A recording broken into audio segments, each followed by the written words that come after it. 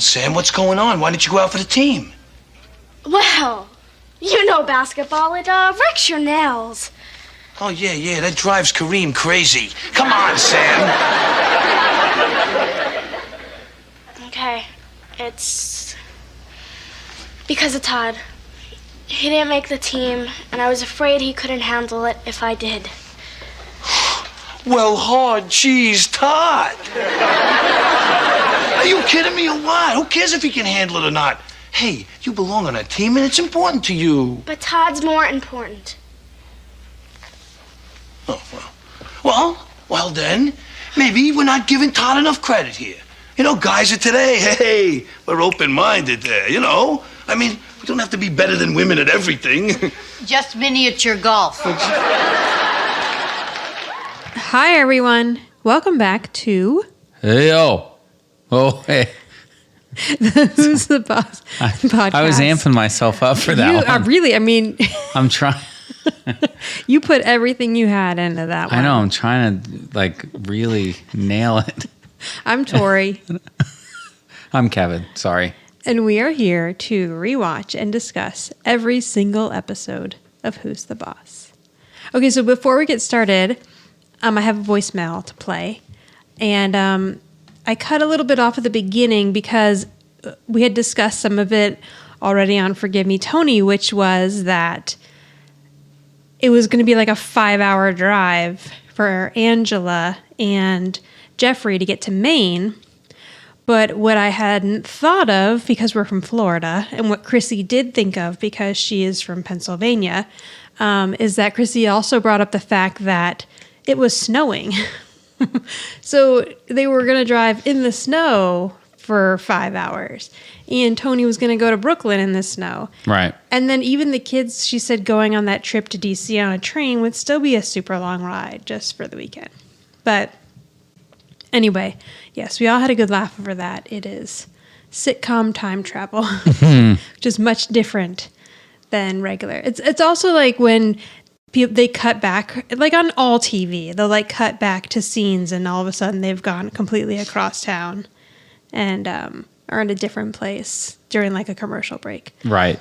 You just got to look past it. But I'm going to play some of Chrissy's thoughts about Semi-Private Lives. I think the main thing that I come away with from this episode with, because I've dissected this one 1,000 times from Sunday, I think that coming off of the anniversary, that was the last time that Tony and Angela really have conversations around any of their sort of awkward moments. So he slips and he says, "I love you," in the hospital. And they never really talk about it. And all of a sudden you get into season 3 and it's like they clam up. And you see it from the very beginning when Angela is talking to Mona about this weekend getaway. And then Tony comes in and she's so caught off guard. She doesn't want to tell him what's happening. She's just I can't tell this guy, this guy that I kind of like, that I'm going away with the guy that I'm dating. But it plays out throughout the rest of the episode too. I mean, even right after that phone call, they are standing there and there's this moment of tension where, she's like, wow, this is the first time in a long time, the family's not going to be together. And, I'm going to miss your movies. And he blows it off you don't like the movies I pick anyway. And she comments, yeah, but I love your popcorn. And then there's just this moment of silence and you just feel it right before the doorbell rings, before Jeffrey shows up. And I have this whole theory about the two of them that it goes back to the Ferguson's wedding. And I really think she was ready to have a conversation with him about going to the next place, whatever that looked like. She was ready to have a conversation there, to explore it. And he didn't just shut it down. I mean, he shut it down, but he went a step further and he was like, we're through here. And by the way, here's this other guy. How must Angela have felt? And I really believe that there are all these moments, not just in Semi-Private Lives, but throughout her relationship with Jeffrey, where she's waiting for him to come back and say, like, no, I don't want you to go. Like, don't go out with Jeffrey. Don't spend the weekend with him. Be with me. Don't go to Christmas dinner with him. I want you to stay here.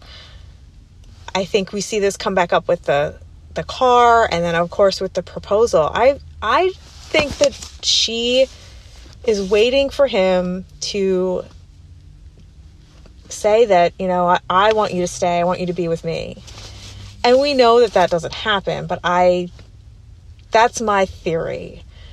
I think she likes Jeffrey just fine. She's craving a relationship, or she's craving the elements of the relationship, and she's missing it, the companionship, the romance, and Jeffrey fills that void, but he's not Tony, and she was pawned off on him, like, anyway. And it's also the first episode where we really see the jealousy start to play out, and the pettiness, and we see it in the kitchen, which, by the way, whatever happened to the hot chocolate? They abandoned the hot chocolate. Like, did they turn off the stove at least? And even his comment about, like, oh, well, you know, Tanya, at least she's more fun, which, oh, sidebar, Tanya, that's the same Tanya, I think, right? From Dinner for Two, when he's calling Tanya's little lasagna, and he's on the phone, and he's, like, explaining away why he can't go down to Brooklyn to be with her. So, but, you know, he makes that crack that, like, she's fun. And I'm like, is that a crack at Angela, that she's not fun? Or was it really a crack at Jeffrey? It could be either one. But then he basically storms out. He's like, he abandons the hot chocolate, and he walks out, and he doesn't even say goodbye. It's like, come on, Tanya, we're out. And they just leave. So it's a fascinating episode to me. I love watching that dynamic. I love seeing how they've clammed up. They're not talking about things. She doesn't want to share anything. But he's jealous. He's comfortable too, you know, and he's Mona has to tell him to go get some action, you know, but I don't know. It's a fascinating episode to me. And so, those were just some of my comments about it. I brought some little notes, to make sure that I didn't forget anything. I think that was it. And I love the very end too, like when they're on the balcony and he's super flirty. I mean, he takes a snowball and he like flings a snowball at her. Like, it's so obvious, you know, that there's something more there, and they both know it. But, you know, they've clammed up, and it's a shame. Anyway, that's it. And keep on keeping on. Thanks, guys. Thank you, Chrissy, for the voice message. Yeah, we were too busy making fun of Tony's movies. We totally missed that kind of part where after the phone, when she was talking about, you know, missing the popcorn and stuff, that I didn't even catch the fact that it's like sort of this, you know, talk me out of going or something moment. Which, I mean, I think Angela is kind of going to be wishy-washy through this entire storyline, culminating to Jeffrey's last episode, which is, it's really, she kind of annoys me through this a bit, and I'll get more into that when we get to those episodes. But no, I'm looking forward to that.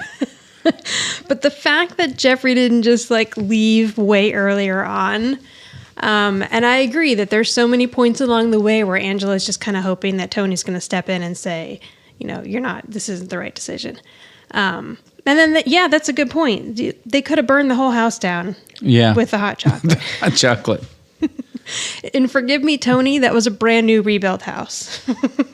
That's true. Because the old one had been burnt down. And then, I guess that might have been the same Tanya from Dinner for Two. Although, wouldn't she have been married at that point? Because when he calls her, she's gotten divorced. Oh, that's true. Right. But she could. So we're at season 3. So she could have gotten married and then gotten divorced. Yeah. Again. You know, yeah, maybe she was only married for like 3 months. No, that's true. Okay, so today we're going to cover episode... I always say that wrong. Season 3, Episode 10. It is called... You could always save yourself by saying episode 10 of season 3. You're right. Why don't you do this? I don't know, because I would be no good at it. The episode title is Spud Micelli. It first aired on December 9th, 1986. And the TV Guide summary says, Samantha decides not to try out for the girls' basketball team after her friend Todd doesn't make the boys' team. Friend. I know. They don't even have him listed as like her boyfriend. Oh my gosh. And you know what? What? I forgot to write down who wrote this episode. Okay, I found it. It's Alan Mandel, and he wrote a total of 4 episodes. And then he's got 10 episodes listed on IMDb where he's like story editor or like teleplay by. So yeah, a mix of writing and editing 10 episodes. And teleplay is like making it. Yeah, I think screen. taking the outline and making it into the actual script. So it's like a written script, but making it for television. No, I think it's just like taking the outline and making it. Like he maybe didn't come up with the story and he didn't come up with the outline, but he turned the outline into a script. Okay. That's my takeaway from that. Maybe we should ask Kia next time, see if she knows. But yeah, and then I think like written by... He like would have come up with the story unless there's somebody else listed as the story by. Because we've seen that before, but it'll say like story by these people and then teleplay or written by somebody else. Okay, so let's go back here. Now, when this episode opens, Sam is practicing basketball in the backyard. And the backyard looks different to me. Like, I mean, one, obviously there's now... a basketball hoop, which I don't remember seeing before. Yeah. But this looks like the same angle as when they were practicing baseball. I know. I'm curious to go back and we might have to go back and look at that one. To see... What was that episode? The Unnatural. Unnatural. Yeah. Because I don't remember seeing that house. There's like a house right there to the left in the background. And I love that if you look close enough behind the trees, you can see the painted backdrops. Yeah. I know. I love that. So but like even TV. this set is like, for the time, it's pretty elaborate. It is. Yeah. I mean... Lots of greenery, lots of like dirt on the ground. And houses. I mean, that one yellow house, you think that's a house. I mean, not a house. Right, it's a facade. But it's something built. Yeah, it's like a real wooden facade. Right. Right, yeah. I know, I think, I love sets so much. Like and it would be fun to just kind of stand in that one because it is like supposed to be outdoor, but it's indoor. So Samantha's playing. Tony walks up holding a couple of bags of groceries. Of course he does. He mentions nice shot. And then she's like, yeah, check this out. And she throws the ball at him and she makes it into one of the bags. And she says 2 points. And he says, yeah, and 12 scrambled eggs. So he probably had the eggs on the top and now she hit them. So she's excited and she's like, you're never going to guess what happened to me today. And he says, oh, is this about you going out for the girls' basketball team? She's like, how did you know? And he's like, well, I'm very intuitive. And I ran into your coach at the market. Right. I love that he says the market. All right. It's very cute. The grocery. Yeah. So then she's like, oh, and then did you hear about Todd? And he's like, oh, you mean about him going out for the boys' team? And she's like, how do you know that? And he's like, I'm intuitive. And I ran into Todd's mom. Mm-hmm. At the market. I wonder when he ran into Todd's mom if he thought, this lady looks like Miss Olive from Angela's Girls' School. That's true.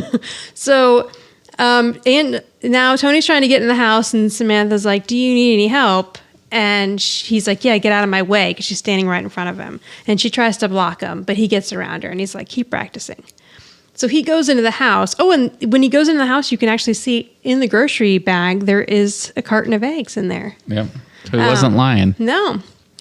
So he tells Angela, you're never going to guess about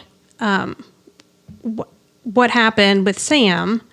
And then, wait, does Angela guess it? Does she know? I can't remember that part.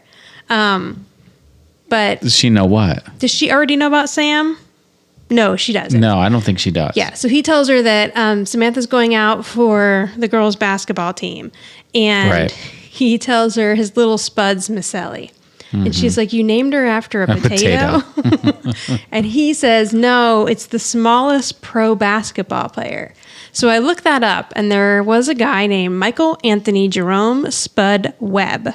And he was between 5'6" and 5'7". Wow, One of the shortest basketball players. I mean, that's like my height.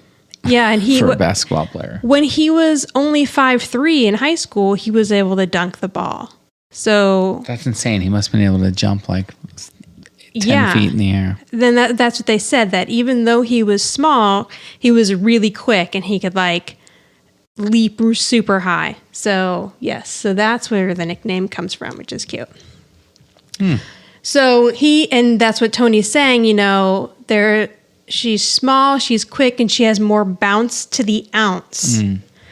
And that's Mona's cue to walk through the kitchen door. Yes. And she says, thank you. Right? Of course she does. So Tony's like, hey, Mona, did you hear about Sam? And did you hear about Todd? And she's like, oh, no, I didn't. Unless you mean the old news about them both going out for the basketball team. I love how Mona always has to make sure everyone knows that she knows everything. I know. She's on top of it. Yes. Just like when they were trying to figure out who are the cool kids and who are the cute kids in the episode The Hickey, she's like acted like she knew what it all was. Right. Whether or not she really did, who knows? Right.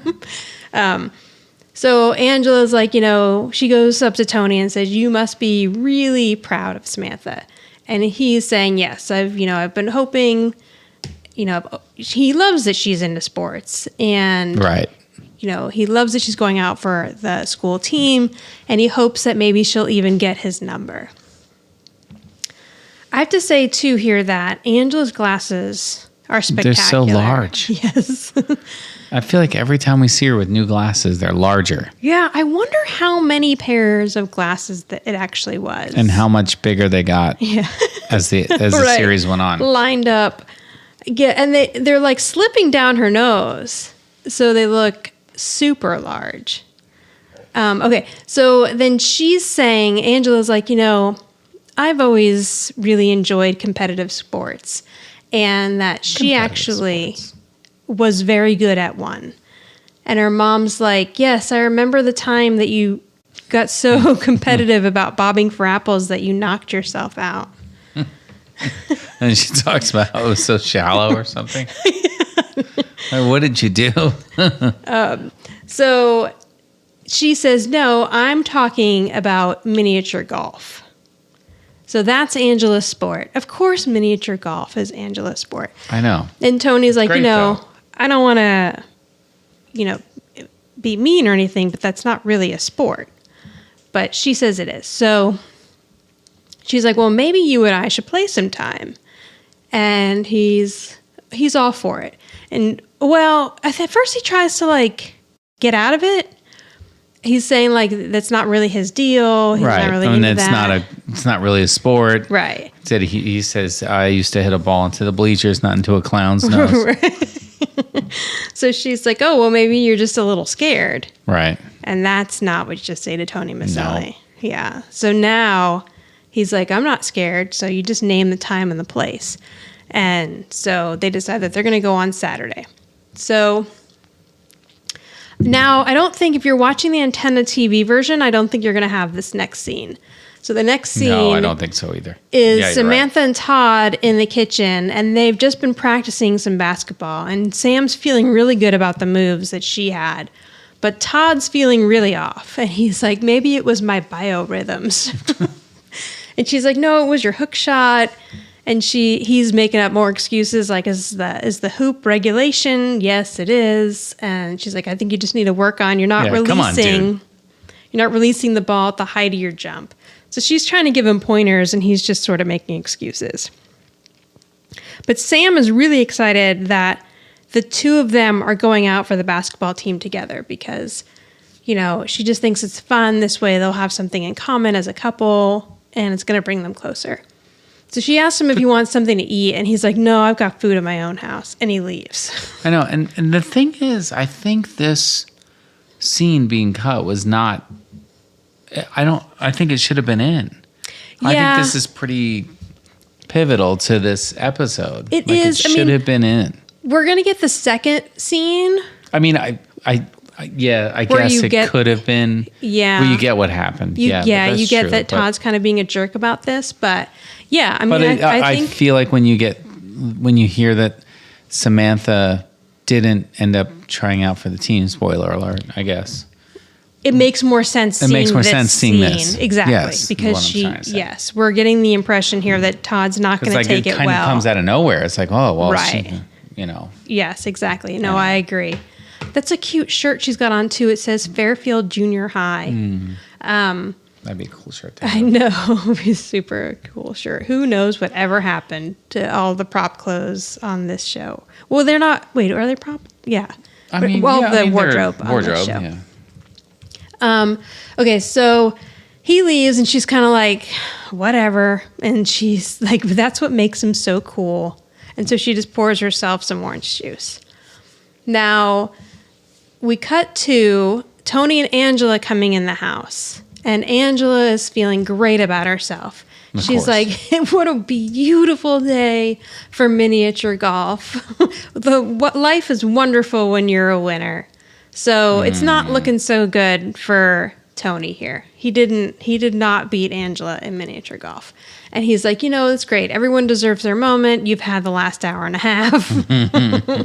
And she's like, okay, I won't mention it again. So she's kind of catering to him being upset about losing. And she's saying that she's going to stop bragging about it in his face. But then Sam walks in. She's like, oh, how's the game? And she says, I beat him by 14 strokes. Well, earlier she says, I'm just going to putter around the house. Yeah.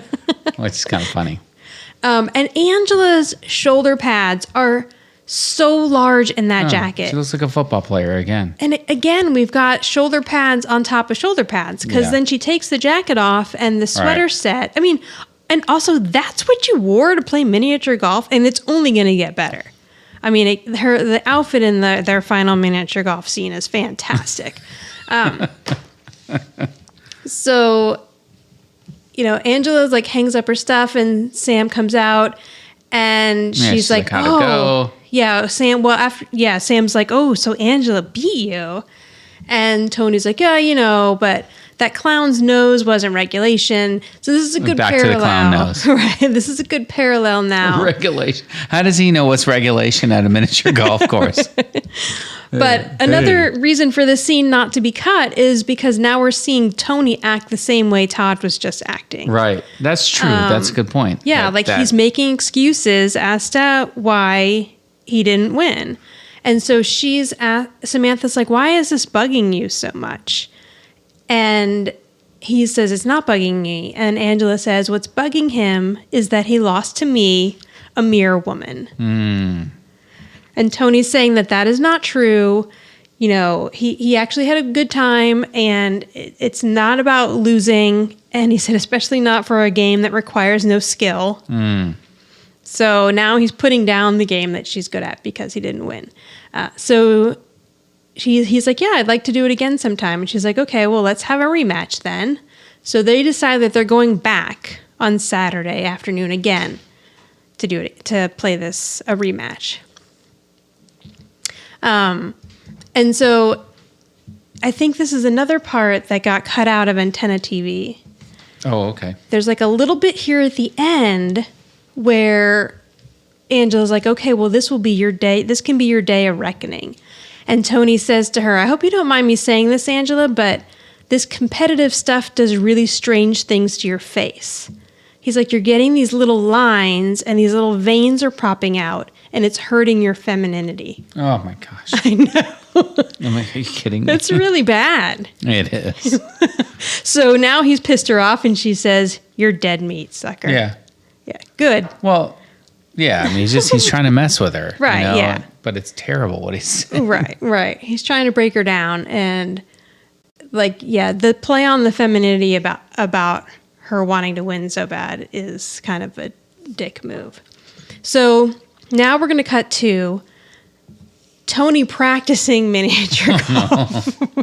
And it's not enough just to like set up a little putt thing. Oh, no. Which we this know is they Tony have. Micelli setup. Right. We know they have a little putting thing because remember when he and Jonathan were going to go out for that big golf tournament that you never got to see? They never They had like a little putting thing, but no. So Tony on the floor has set up baseball bats that lead to a tube that go between a giraffe's legs. Like, the giraffe is completely unnecessary, but it's like there for show, I guess.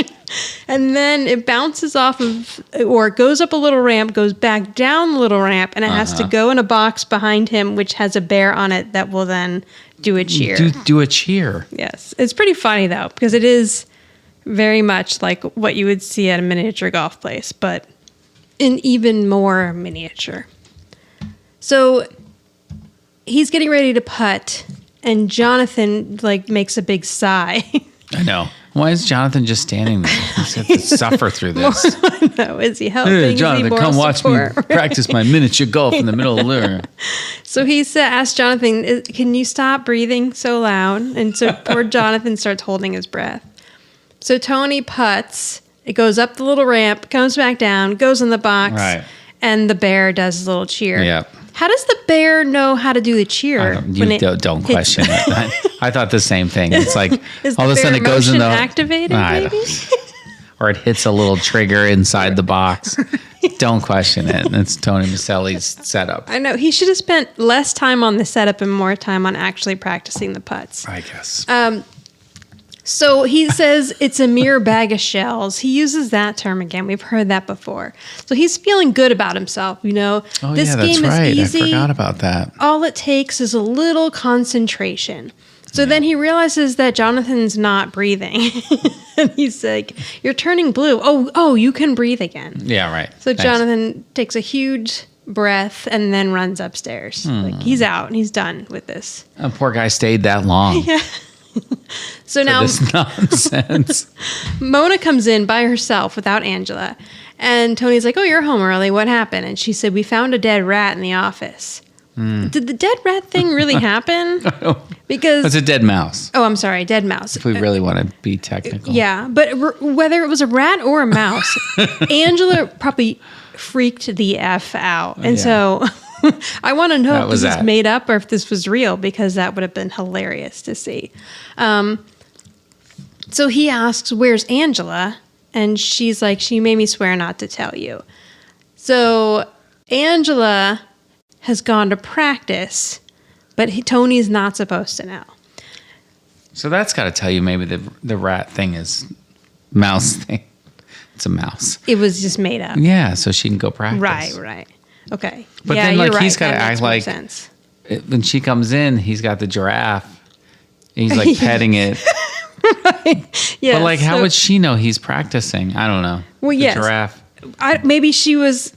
Well, if she would have seen the setup on the floor, which most of the setup is still there, isn't it? So Yeah, she's it got to is. know what he's doing. It is. But you're yeah. right. So Angela comes in and he's pretending that he's cleaning the giraffe. It's giraffe cleaning day. So I'm stupid. assuming that is Jonathan's giraffe that maybe just hangs out in his room that we've never seen before. I don't know. But yeah, I mean, Tony would have known this was a lie because if there had really been a dead mouse or He rat would have in the been called. office, right? The whole rest of the night would have him consoling Angela, Or him going down in the office to get the mouse. to kill the mouse, or to get rid of the mouse. Yeah, it would have been Tony's job, hands down. So he asks Angela, "How was your afternoon? I heard about the dead mouse. That must have really teed you off." And It's because he's on to her. yes, and then she's like, "Oh, these things happen." He's like, "Yeah, that's par for the course." So now Angela knows that Mona's spilled the beans, and she told Tony. And Mona's All the like, golf He references. forced it out of me. So now Samantha comes in. Meanwhile, he didn't. She just Right, she gave it up completely right away. volunteered the information. I know. Where's Angela? She told me not to tell, but she's practicing miniature golf. Right. It was like that easy. So Samantha comes in. She tries to sneak right up the stairs. And Tony and Angela are like, wait a minute, hang on. What happened with the tryouts today? How'd it go? What number did you get? So he's really confident that she would have made the team. Like, he wants to know her number. She said, I didn't get a number. And he's like, well, I mean, everybody gets a number. Right. And she says, He's not confused. if you didn't make the team. So Angela's like, oh, I'm so sorry, thinking that she just didn't make the team. But Tony's like, wait a minute. Like, you can dribble around all these other kids. Like, how did you not make the team? So Samantha admits, well, it's not so much that I didn't make it. It's that I didn't go out for the team. And she's like, basketball will wreck your nails. And Tony says, yeah, that really drives Kareem crazy. Right, Kareem Abdul-Jabbar. Right. Okay, you knew that. I didn't know his full name. Okay. But yes, I did. I got the reference. Okay, I meant to look that up, actually. I mean, I knew who he was talking about, but like... Yeah, I mean, most people are going to get that. I'm just so bad with sports. Right, that's what I figured. That. So she says, well, I had a feeling that Todd didn't make it, and then I didn't think that he would take it well if I made it. And he says, well, hard cheese, Todd. Yeah. What does that mean? I don't know. Harden. What is it? Harden? I think he just says hard cheese. Oh, hard cheese. Hard cheese, I don't know, Todd. we didn't look it up. We should have. Yeah. All right, maybe I'll research that. He says, I don't care who cares whether he can handle it? Like, you belong on a team, and it's more important that you get on the team. And then Tony's like, maybe we're not giving Todd enough credit. You know how guys are today. Like, Oh, it's hard. Sorry. No, go for it, This please. just in. Breaking Yeah. news. What does hard cheese mean? Bad luck, tough luck, a difficult or unpleasant adverse situation. From what year does it say? I mean, it has to be from like Oh God, the 40s. I'm going to be on the internet. Hard cheese, Todd. I have to get on the Googles and figure that out. It's fine. It's not worth it. But I don't know if it gives me the year, but that's what it says. like if hard we're in cheese. our 40s and we've never, unless it's just us or it's a regional Well, no, it thing. might be right. I was about But to it say, has to be like it an could older be like maybe a person. northern, Right. northeast thing, or Maybe the cheese gets harder there or something. So he says, sorry. you know how guys are today. If you're from the Northeast, let us know if the cheese gets harder. Just let us know in a voicemail. If you Sorry, are I'm derailing the show again. in your 40s or younger, let me know if you've ever heard the term hard cheese in your everyday life. Okay, so Tony's like, we're more open-minded. We don't have to be better than women at everything. Tony, we have trouble in this episode. Yeah, for real. I mean, it's so bad. Just the fact that I guess it was the 80s. I don't know. Chalk it Yeah. off to the 80s, but I it's know. terrible. You can't say that. I mean, overall, this episode has a great message, and we need Tony to kind of be It a does. bit You're of a right. doofus You're right. here It does. to send it home. It can't be overshadowed by Right. Tony's ignorance. And Tony is, at a lot of things, quite open-minded. Yes.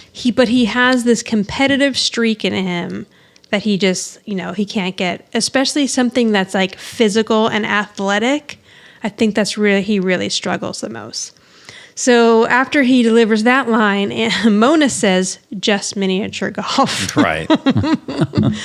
So Sam's like, yeah, Dad, I mean, you're a great one to talk because you're all freaked out over the fact that Angela beat you at miniature golf.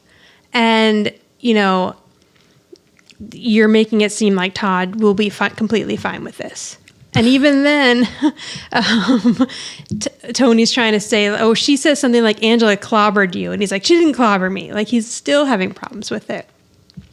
So Sam's like, I just don't think Todd's quite as open-minded as you are, Dad. And so she goes into the kitchen. And Tony's like, I might have lost a little bit of credibility there. Yeah, pretty much. I just have to say that I love everything about this next scene with Angela and Samantha.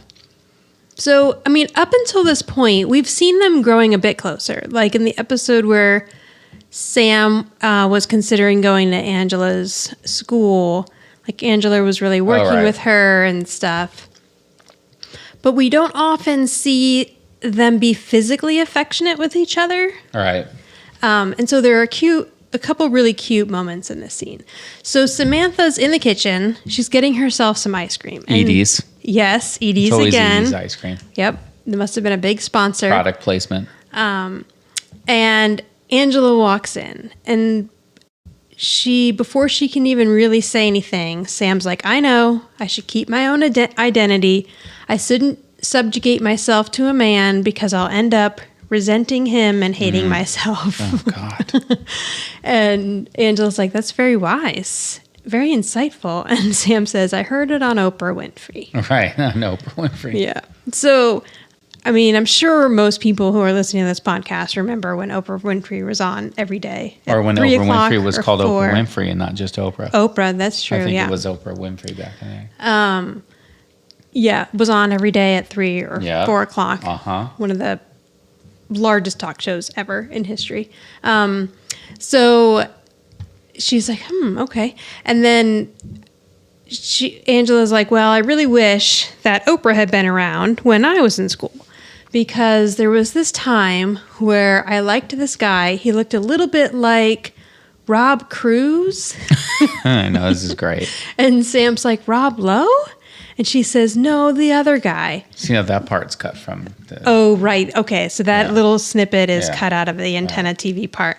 They cut out the Rob Lowe part, but they leave in the Tom Cruise. Right. So then she's like, no, the other guy. And Samantha's like, Tom Cruise? Right. Do you still know that guy? I know. She wants to know about the guy that looks like Tom Cruise. Right. That's great. Who would be like 37 at this point, because Right. that's how old Angela is about. Right. But I also thought it was funny that Angela wouldn't know who Tom Cruise is. I know. But then I thought about it and like, But didn't we look it up? Like, I don't So think Tom Cruise was super... but Top Gun had Huge. come out at this point. We did look up that Top Gun was in. Oh, okay. But Right. how old is Tom Cruise now? Let me see. Tom Cruise is 60, I'm guessing. 60...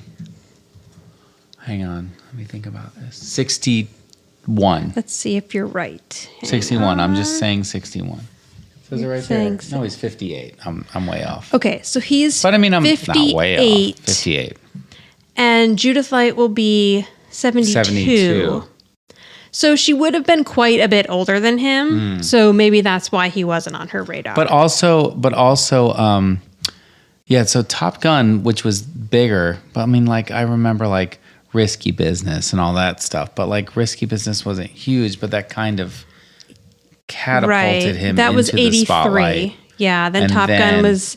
I mean, Top Gun, I think, is when he really became huge, right? Right, which is around. So I feel like that 86, could then be The like he Color of could Money. be like the heartthrob of a child at the time then, and Right. the parent quite wouldn't know, Right. especially without the internet and everything. Right. Yeah. Like, So it's not. and that makes sense because I'm closer Yes. to Samantha's age, and the idea of not knowing who Tom Cruise was sounds so foreign to me. But Angela, being a parent at that time, Right. Just like may us, a not. parent now of knowing who.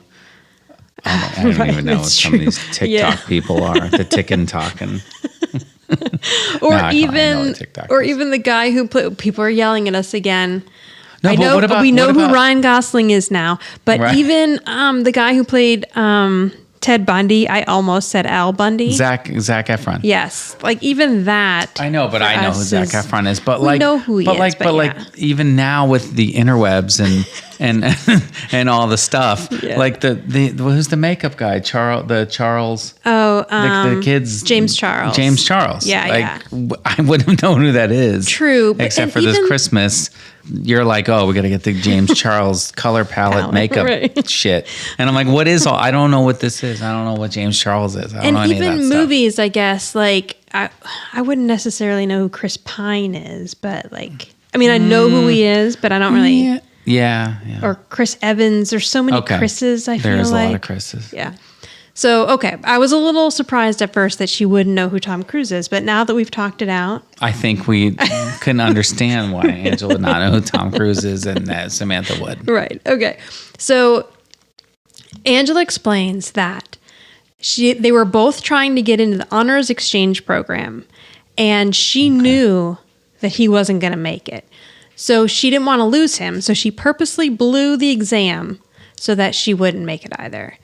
And Sam's like, well, what happened? And she said, I didn't get to spend my junior year in France. That's what happened. And Sam's like, well, at least you got the guy. And she says, no, because he dumped me. And she asked, did he dump you for some hot little blonde or hot little babe? I know. And Hot she little says, babe. no, he dumped me for a girl in the honors program. Yeah. So Sam's like, Angela, you really blew it. And then Angela says, yeah, you should keep that in mind. And then she does the cutest thing, which is kind of tap her on her nose with her Ice cream spoon? ice cream spoon. Yeah, it was cute. And I just think it's cute that they're sharing the same bowl of ice cream. It'd be gross to you. It would be gross to me. It would have been gross if my mom did it to me. I would have complained. I would have complained. It's gross when anyone, even my children or you, do it to me. But I do think it's cute to show how close these two women have become. I'm also happy that they didn't use Mona here, because I feel like it could have been something that Mona would have helped Samantha with, and she probably would have had a good story as well. And that's kind of Mona's role, and would have made her the boss, you know? Right, I was about to like say when that. Mona comes in and does her That's thing. a good point. But I'm Yeah. glad that this was Angela. Yeah, right. It just made their like relationship a little tighter or whatever. Yeah. But then also like a lot of conflicting information about Angela's childhood. Was she a nerd? Like now she had a boyfriend in junior high or high school or whatever. I don't know. I mean, she couldn't have been a total nerd the whole time. There had been moments It's of just whatever fits whatever storyline they're going for. That's what Angela but also was as a something's child. got right. I mean, Like she was heavy, but then she was tall and thin when she kissed Tony, and then right. then That's she a was good a point. complete nerd in high school, but she had boyfriends and True. college. But I know it always changes. Angela's childhood changes a lot. So Tony comes in and he says to Samantha, I really want you to reconsider not going out for the team. And I know that I set a bad example, but this is just a friendly rivalry between me and Angela. And if she wins, I'm fine. And if I win, that's fine too. Or he says, and if she wins, Angela's like, how's that going to go? And he's like, that's Right. even finer. Right. Yeah, sure. And then he says, all I'm going to say is it's not going to affect my relationship with Angela, my friendship with Angela. So Samantha feels pretty good about that. And she gets up and leaves and takes her ice cream because she probably wants Angela to get her spoon out of it. Get your freaking spoon out of my ice You're cream. licking all over that spoon, and now Ugh. you're just going to go back for more. And so I'm leaving. And so Angela says, Tony, that was very sensitive of you. And he says, and very painful. So he's still not a very good sport. That's true. So now we cut to one of the best 80s sitcom sets and outfits ever. I know. I mean, I'm impressed with this Yeah. miniature golf set. I know. And unless It's impressive. they had to have built this, right? I mean, there wasn't any way they could have borrowed this from anyone else, I don't think. Right. And then Angela is in a complete linebacker for a football team Powder uniform blue power miniature golf suit. with shoulder pads for days. Yes. There must be multiple shoulder pads in this know. outfit. I want to know, Why were the shoulder pads such a big thing then? I don't know, because it appears that the objective was to make your shoulders broader than a man's. And I don't really understand why you would want that, unless it was to make the waist look smaller in comparison, which was, You're really reading into this. I don't know. I don't get it, but it doesn't work here because the No. jackets are so big anyway. But So then she whips out her whole. Right. All of a sudden she's got a golf club, like a putter, and it's a whole like in a little case. yeah, and she puts it opens up a together. case. Right. She still And looks Tony's like, adorable, "What is though, in her happening Angela here?" way, especially the way her hat is matching and I know. everything is matching. Yeah, so she starts putting her little putter together, and Tony's like, where did you get that? And she says, it's just a little present I bought for myself after I won last week. Didn't Angela just say she was a very conscientious shopper? Yeah, true. She is not. No. And she even had it monogrammed. Right. So it And has she her shows initials. Tony my name. See? So she's like, don't let this get in your head. It's just a friendly game. But she's totally messing with him. Oh, She's yeah, hoping for this sure. gets in his head. For sure. And then Tony's like, oh, so then he's saying, okay, ladies first. And she's like, oh, no, you go first. And then he's like, no. And then he's like, oh, right. That's such an old-fashioned attitude. Mm-hmm. And you know me, I'm an 80s kind of guy. An 80s kind of guy. Great. But it's so sad to think that the 80s was 40 years ago. Yeah. Trust me, I know. And he's saying 80s kind of guy, like it's so progressive. And I feel like even now we still have a ways to go. Right. So... And we look back in the 80s and there's a lot of problems. Right. Especially with this show. Right. I mean, not especially, but yeah, I mean, there are moments. We have come, I think, we still haven't come far enough with women in sports, for sure. Oh, God. I mean, tonight was the Super Bowl and there was a female referee. There was a female referee and also one of the teams had a female coach on it. Yeah, and it's 2020. So it's 40 years since this episode that's actually happened. Right. And if you read any of the comments on any of the posts about it, you still just kind of feel disheartened about men tearing into. Right. So we still have so far to go. We do. But overall, for this episode in the 80s, I think that this was fantastic because it not only dealt with women in sports, but it really showed that she needed to not try to be less than because she didn't want to make him feel less than. All right. Okay, so now we're with Sam and Todd in the kitchen. And there's that damn cake again. Do you think that's the same cake? I don't know. I have a feeling it is. But Todd's really impressed with it because he says that's some good cake right there. Yeah. She said she had her dad make that just for him. Yeah, he made it 4 months ago. Do you think Tony gritted his teeth the whole time he had to make a chocolate cake for the kid who gave his daughter a hickey? Yeah, for sure. I'd be worried that there might actually be a little something else in that cake. Mm-hmm. I don't think Tony's over it. So he asks if on Friday after school she wants to go ice skating, and she's like, "Oh, that sounds like a lot of fun, but I'm gonna be busy on Friday." And Todd's like, "Wait a minute, I thought we had a commitment. Like, who are you going out with?" Right. And she's like, "No, I'm just getting together with some of the girls." And he's like, "Oh, okay." She's like, "Some of the really tall girls." And then she says she has basketball practice. And he's like, "I thought you decided not to go out for the team." She's like, "Yeah, I did. But then I changed my mind and I made starting team." Okay. And he's like, "Oh, yeah, but it's girls basketball." And she's like, "What does that mean?" And he's like, "Well, you can't really take something like this seriously." And he asks if they give them time out so that they can fix their hair. So God. She gets mad, and I love how she slams the milk on the counter and it kind of splashes out. Everywhere. Yeah, that's great. I bet that wasn't really supposed to happen. No. But she's like, "Okay, let's go outside and let's see what you think about girls basketball." Right. I'm going to kick your ass. Yeah, pretty much. So what is the song they start playing here? Is it like a Harlem Globetrotters It's song? a Harlem Globetrotters song. Yeah. And so they start playing and she beats him. And he's like, "How did you get so good?" And she's like, "I've always been good. You just didn't really..." You didn't know how good I was. Right. And she really wanted him to be happy for her and proud of her, and he just wasn't. So we're back to Tony and Angela on the miniature golf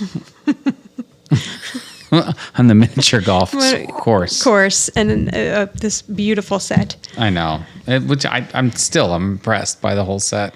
So they get to the last hole, and there are two little kids standing there when they get to the last hole. Which I feel like they passed them. They what cut in front of them or something. Yeah, that's what I thought too. And when I looked up on IMDb, the little boy is credited, but the girl is not credited, which I thought was interesting.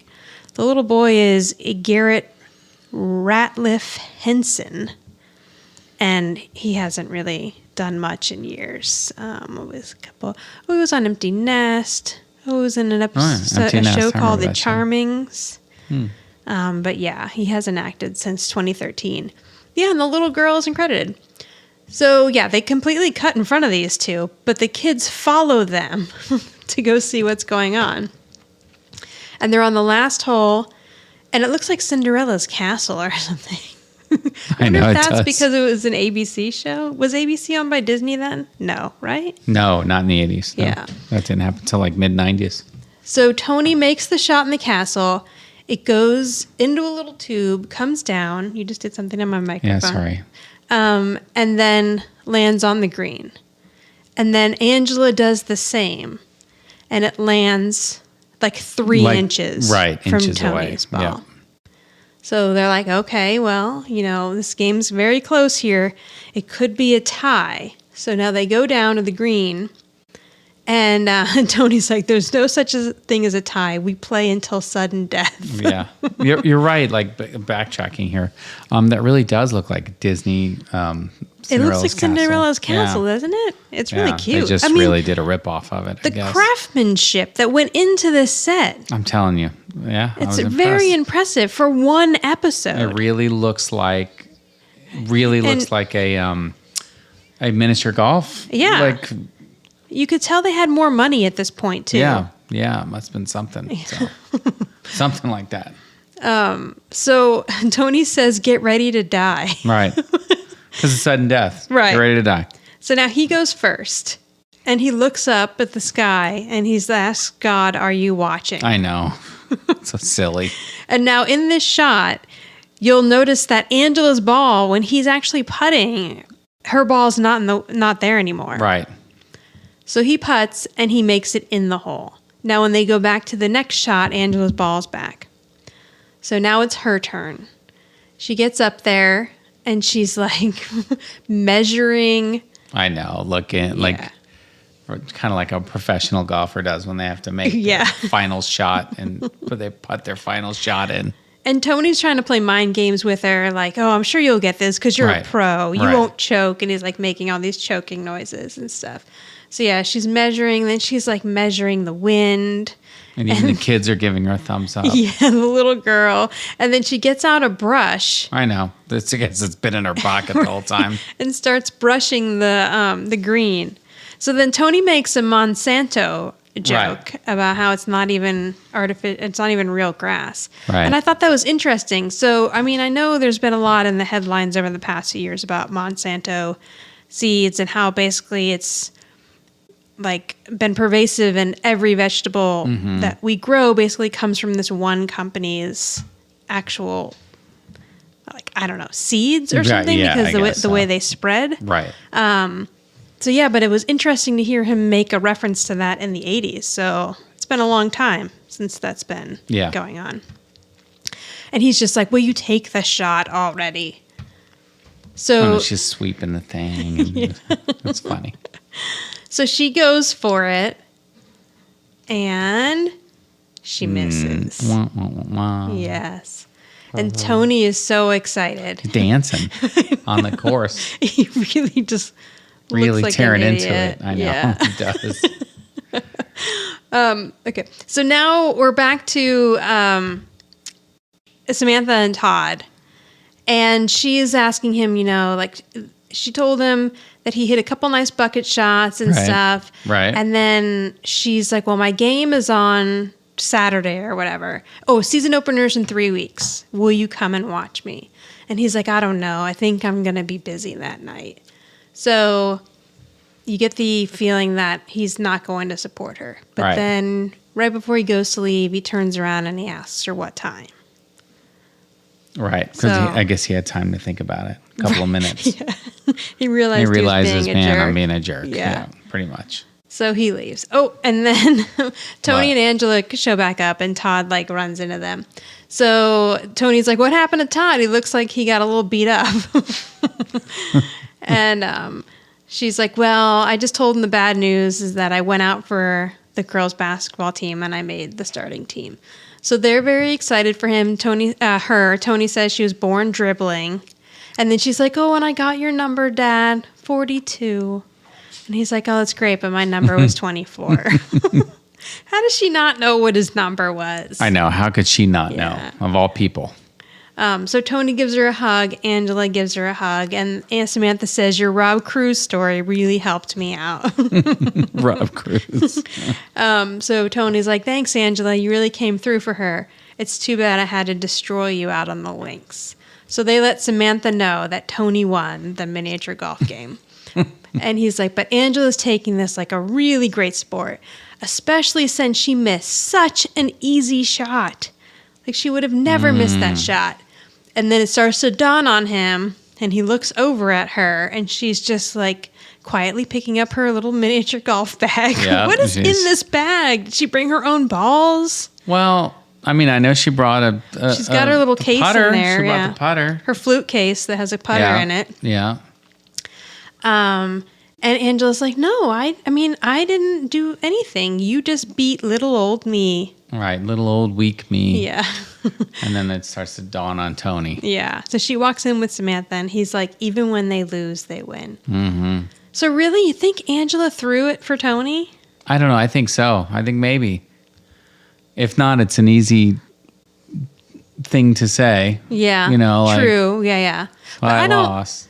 I mean, yeah, after she gave Sam that whole speech, for her to throw it for Tony, really, I mean, I guess so. it kind of negates what she said, but also shows that Angela's really trying to get Tony. Yeah, exactly. Like, you know what? It didn't work with the guy in junior high, but let's try again. Right. Let's make him feel good about himself. Okay, Right, so he knows though. So now on the tag, it's it must be the first game of the season, and they won. Mm-hmm. Samantha did really well. They come in the house, and they're all excited, and Tony is carrying Samantha up on his shoulders. I know. He almost decapitates her. Yes, and like they had to have really made sure that they practiced that because, oh my God. I mean, it's insane. It's so well orchestrated. Yeah. She had to feel the top of that doorway whisper in her ear as she went by. And why is he going so fast? And you even see, it looks like she looks offset too, right as she comes through. Like, whoo, that was a little close. Yeah. So they're all very proud of her. And they set her down. And then there's this kind of, what is the guy's name? Mean Joe? Mean Joe Green. Yeah. Reference where... Sam asks for her autograph, and she says, sure, go get me a Coke. And then she throws him something and tells him to go hang it up. Right. So we looked up that commercial. Right. She says something, get a Coke, right? And then she throws him the So the jersey, commercial's a little different because the kid's offering him the Coke. And then Mean Joe Green, you sit there for an awkward pause while he pounds down a Pepsi or the Coke. Entire Coke, No, forgive me, it's actually Coke. And then throws him the jersey. The kid walks away like, oh, I hope you enjoyed it. And he's walking away, and he throws the jersey. Right. So I don't know. I mean, I don't know what Jonathan's going to do with her sweaty jerseys, but whatever. So then Tony asks if Todd, or they mention that Todd was really cheering for her. And then he asks if she's going out with Todd tonight. And she's like, well, I just want to kind of keep my options open. Yeah. So see you, Todd. There's a ring at the doorbell, and her option for tonight has arrived. And it is a very tall man. Yeah. What would you say he is? Like 6'3", maybe? Oh, yeah. Somebody from the basketball. He's listed. Yeah, somebody on the basketball team. He is listed. Let me see here. And I think that guy's really tall. Dylan Arance is his name, and he's just listed as tall boy. And he only did one other thing besides Who's the Boss. In 1989, he was on Hard Time on Planet Earth. And he was punk number 2. I like that. Yes, punk number 2. Whatever that means. And that was his acting career. Well, I hope he's doing well today. I mean, that's a tall person. And that is the episode. That is the end of Spud Micelli. Spud Micelli. Yeah. Okay, so here we go. The dance of who did what last. But I think I went last for rating. You did? Oh, crap. Okay, so you go first. All right, I'll go first. I might be lying, but go first. It doesn't matter. Yeah. It doesn't matter. I'll give this one a 7. Okay. I feel like it was a pretty solid 7. It didn't, you know, they had its moments. It didn't bore me completely. Yeah, It was a good, I mean, it was an all around, had its moments, had some funny scenes. But I mean, it didn't really move the Angela and Tony story forward, which I always say that, but knowing that nothing happens until season 7. They move very slowly. That they're advancing the story completely, but yeah, it had its moments. It made me laugh. You know, there were you know, the golf when they're doing the miniature golf stuff. It was kind of funny and stuff. And then the Harlem Globetrotters music playing when Samantha beats what's his name? Todd. We'll never see Todd again, by the way. Oh, this is it. His last episode. Yeah. This was Todd's swan song. Yes. He's gone. The actor who plays Chad McCann must have been available again. And of course, I was very impressed by the sets.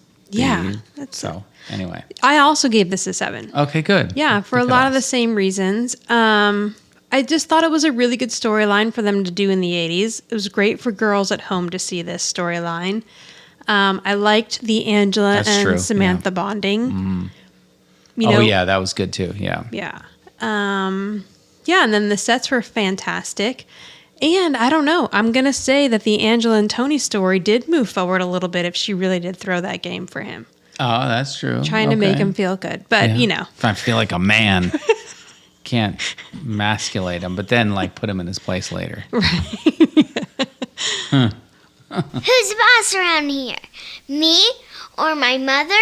Or maybe it's you? I went with Samantha as the boss in this episode. Ah, okay. Yeah, I mean, it could have been Angela, but I think, you know, Sam made the decision in the end to go ahead and go out for the team. Oh, okay. That's good. And then when Todd was kind of being a jerk to her, she was like, no, let's go outside and you can see that I really know how to play basketball. And then kind of got him to come around and decide that he was going to go support her at her game anyway. Oh, okay. Yeah, I mean, it's a weak boss. I mean, it's some of these episodes, it's hard. It is hard, yeah. Yeah. I went with the 2 children at the miniature golf course. I feel like they really... No, I'm just kidding. If anything, it had to be the little girl because she gave the thumbs up, That's right? true, she did. Not that boy who did nothing. He just stood there. So that was a prime example. Yeah. No, I mean, if I had to pick one, I would actually go with Angela just because of the talk that she had with Samantha in the kitchen. Yeah. I thought that maybe she was kind of trying to steer her in the right direction.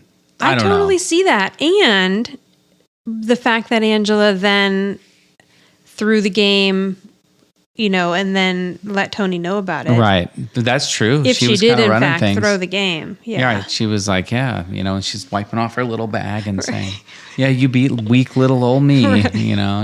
And then I think he realized that he had been played. That's true. Yeah. I mean, you're actually defending. I am. Can I change my answer? No, I'll go with it. Too late. Okay. So you can reach us at Who's the Boss Podcast on Instagram or Who's the Boss Pod 1 on Twitter, or go to the Who's the Boss Podcast page on Facebook or anchor.fm/WTB podcast. And there you can leave a voice message. So now the next episode we're going to do is Christmas Card. And that is obviously a Christmas episode.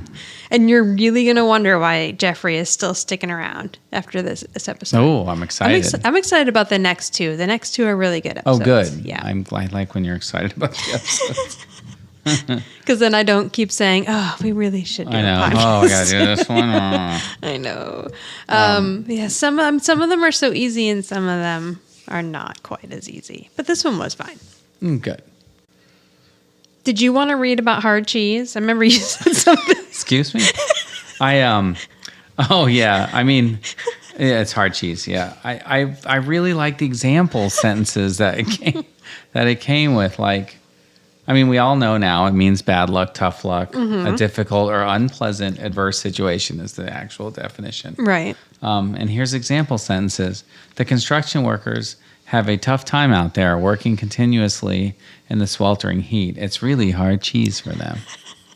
Number 2, He's complaining because he has to read and correct all the documents manually. Wait a minute, what is that? Is he? What? Well, hard cheese. He'll have to keep doing that. That's what he's paid for. I'm going to start using hard cheese. And With listeners, the kids. We got to tell the kids. Yeah. Hard cheese. Because Yeah. the kids Yeah. You don't want to clean cheese. your room? Hard cheese. Hard cheese. Yeah. Get in there. Wipe down that bathroom. Well, this one, if you do not like the food served at the mess, I guess that means like the mess hall. Yeah. Hard cheese.